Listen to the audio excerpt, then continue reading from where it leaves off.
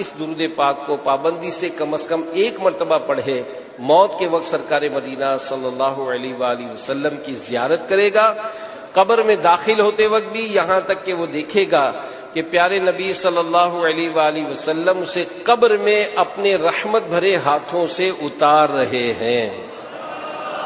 اللہم صلی وسلم وبارک علی سیدنا محمد النبی الامی الحبیب العالی القدر العظیم الجام وعلی آلہ وصحبہ وسلم۔ حضرت انس رضی اللہ عنہ سے روایت ہے کہ رسول اللہ صلی اللہ علیہ وسلم نے فرمایا، جو شخص یہ درود پاک پڑھے، اگر کھڑا تھا تو بیٹھنے سے پہلے اور بیٹھا تھا تو کھڑے ہونے سے پہلے اس کے گناہ معاف کر دیے جائیں گے۔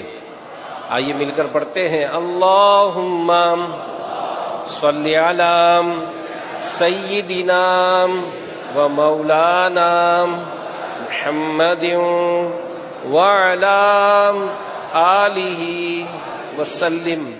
جو یہ درود پاک پڑھتا ہے اس پر رحمت کے 70 دروازے کھول دیے جاتے ہیں۔ صلی اللہ علی محمد۔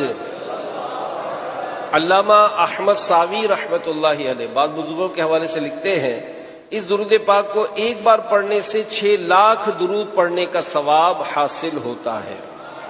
اللہم صلی علی سیدنا محمد عدد ما فی علم اللہ صلاۃ دائمۃ بدوام ملک اللہ۔ ایک دن ایک شخص آیا تو رحمت عالم صلی اللہ علیہ وآلہ وسلم نے اسے اپنے اور صدیق اکبر رضی اللہ عنہ کے درمیان بٹھا لیا۔ اسے صحابہ کرام علیہم رضوان کو حیرت ہوئی کہ یہ کون بڑے مرتبے والا شخص ہے۔ جب وہ چلا گیا تو حضور علیہ الصلوۃ والسلام نے فرمایا، یہ جب مجھ پر درود پڑھتا ہے تو یوں پڑھتا ہے، اللہم صلی علی محمد کما تحب وترضی۔ اللہ شافع امم صلی اللہ علیہ وآلہ وسلم کا عظمت والا فرمان ہے، جو شخص یوں درود پاک پڑھے اس کے لیے میری شفاعت واجب ہو جاتی ہے۔